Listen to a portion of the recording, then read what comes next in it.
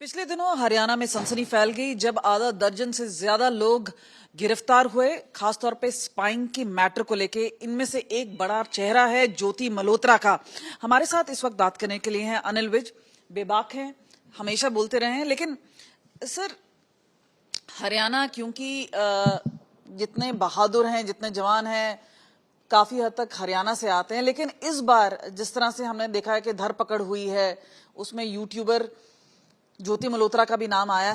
किस तरह से देखते हैं कार्रवाई? देखिए, ये बहुत गंभीर बात है कि हमारे देश में अंदर बैठे लोग स्पाइंग कर रहे हों, और वो हरियाणा से नहीं, दूसरी स्टेटों से भी पकड़े गए हैं, दूसरी स्टेटों में भी हैं, और एजेंसियां इनके खिलाफ पूरी कार्रवाई कर रही है और उनकी सख्त से सख्त कार्रवाई करनी चाहिए।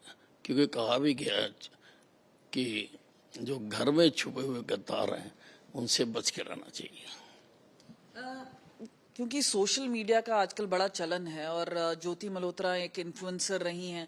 इस तरह से ये भी बताया गया है कि प्रदेश में एक तरह से एसओपी लाया जा रहा है कि मॉनिटर किया जाए कि यूट्यूब में क्या चल रहा है, इंस्टाग्राम पे क्या चल रहा है। तो क्या आपको लग रहा है कवायद है? किस तरह से आप लोग मॉनिटरिंग कर पाएंगे?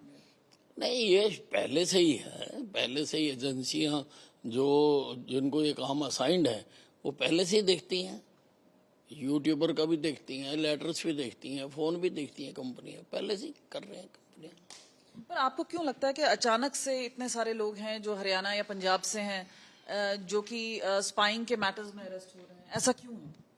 नहीं, ये तो चेन पकड़ी जा रही है ना। पहले एक को पकड़ा गया, उसने फिर और नाम बताए, फिर उनको पकड़ा गया, फिर उन्होंने और नाम बताए, उनको पकड़ा गया। तो ज्यादा तो इसी प्रकार से चल रहा है। और फिर एजेंसियां भी हैं, जब वो एक जगह ऐसे पकड़े जा रहे हैं लोग, तो वो एजेंसियां अपने अपने प्रदेशों में भी सारी एक्टिव हो गई हैं और वो भी ये काम कर रही हैं। कितना चिंता की बात है कि हिसार की रहने वाली लड़की है, पहले प्राइवेट जॉब करती है, उसके बाद छोड़ देती है, लेकिन यूट्यूब के सहारे फिर वो पाकिस्तान हाई कमीशन। किस तरह से आप देखते हैं ज्योति मल्होत्रा का जो मामला? नहीं, ये अभी सारी बातें सामने आना बाकी है कि किस प्रकार से एक लड़की इतनी वहां पर जाके उसने अपने कॉन्टेक्ट्स एस्टेब्लिश किए। हो सकता है पीछे कोई मास्टरमाइंड भी हो, कि मास्टरमाइंड हो जो ये सब उसको करवा रहा हो, और इस तरह से जाके, नहीं तो इतने बड़े कॉन्टेक्ट इतनी छोटी सी उम्र में सारे को वहां तक पहुंच जाना ये मुमकिन नहीं है जब तक कि कोई इसके पीछे मास्टर ना हो। तो अभी जांच चल रही है, अभी बहुत चीजें सामने आ रही हैं। अभी उसकी डायरी देखी गई है, मोबाइल देखा गया है और बाकी चीजें देखी जा रही हैं। बाकियों की भी देखेंगे तो फिर चीजें सामने आएंगी खुल के। पर लेकिन ये एक सवालिया निशान नहीं है कि ऑपरेशन सिंदूर के समय ही क्यों पकड़े गए हैं? इससे पहले नजरअंदाज किया गया है क्या?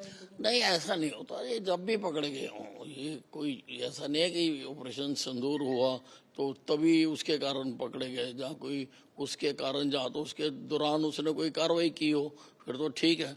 अब पकड़े गए, एजेंसियां लगातार काम करती रहती हैं, सरफेस पे वो नहीं आती हैं एजेंसियां। वो एजेंसियां लगातार काम करती रहती हैं और जिन पे डाउट होता है उनका पीछा भी करते रहते हैं। उनका जो फोन होता है उसको भी वो ध्यान में रखते हैं। तो जब कोई सामने आ गया सरकार ने पकड़ लिया।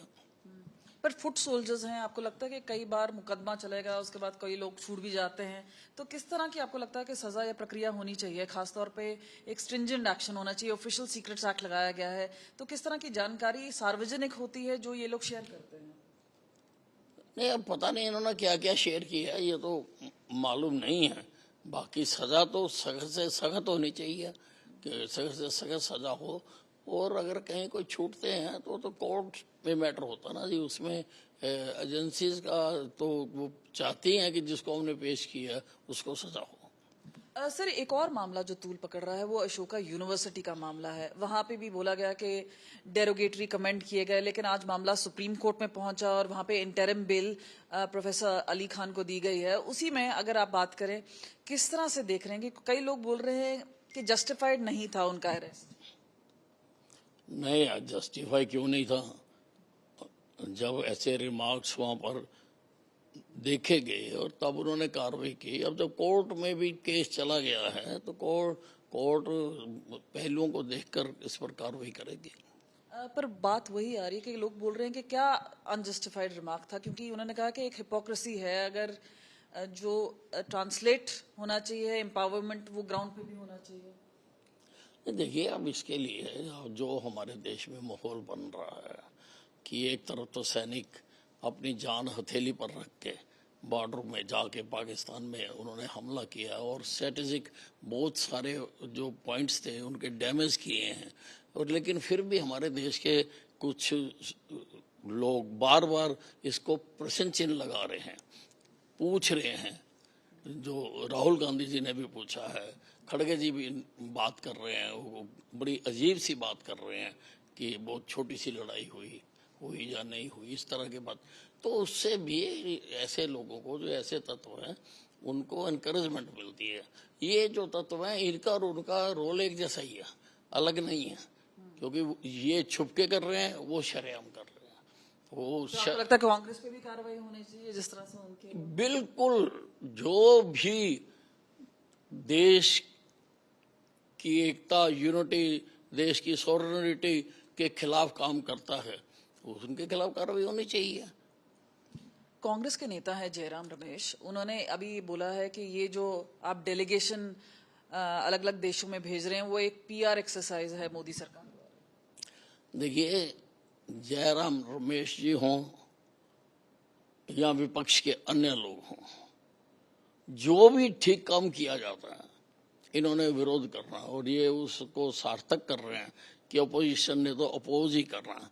अब जाकर बाहरले देशों में जो हमने जिस सफाई से, जिस तरीके से हमने ये लड़ाई लड़ी है, हमारे पास इनपुट्स ठीक थे, हमारे इक्विपमेंट ने ठीक टारगेट पर गोले दागे या मिसाइल दागी, और जो जो हम चाहते थे वो हमने डैमेज किया। जिस तरीके से इतने सटीक टारगेट मारे गए हैं, सटीक टारगेट, उसमें बहुत सारे लोगों ने काम करा। हमारी इंटेलिजेंस एजेंसियों ने इनपुट ठीक दिया, हमारे जो सैटेलाइट है उसने ठीक निशाने बताए, और हमारा जो मिसाइल्स हैं या वो हैं, वो उसकी इतनी परफेक्शन है कि जो हम चाहते थे, जहां हम चाहते थे, वहीं जाके उसने अटैक किया। तो ये इतना सफल ऑपरेशन हुआ है, तो सफल ऑपरेशन को बताया ही जाता, जाके सब जगह पे बताया जाता है। इसमें किसी को क्यों तकलीफ हो रही है? तुमने जो कर रहा है, तुम तो देश में कर रहे हो, रोज डिमोरलाइज कर रहे हो, रोज सेनाओं के खिलाफ बोल रहे हो, रोज प्रश्न चिन्ह लगा रहे हो। आप तो रोज कर रहे हो उसको जो आपने करना है। बाकी ठीक बताने के लिए भी डेलीगेशन भेजा, अच्छी बात। कैबिनेट मंत्री अनिल विज जो सीधा हमसे बात कर रहे थे, और सवालिया निशान इस वक्त वो उठा रहे हैं देश के प्रतिपक्ष यानी देश की ऑपोजिशन पर, और वो बोल रहे हैं कि इस तरह के सवाल इस समय उठाना वो जायज नहीं है। कैमरा पर्सन चांदी के साथ कमलजीत संधू, चंडीगढ़, आज तक।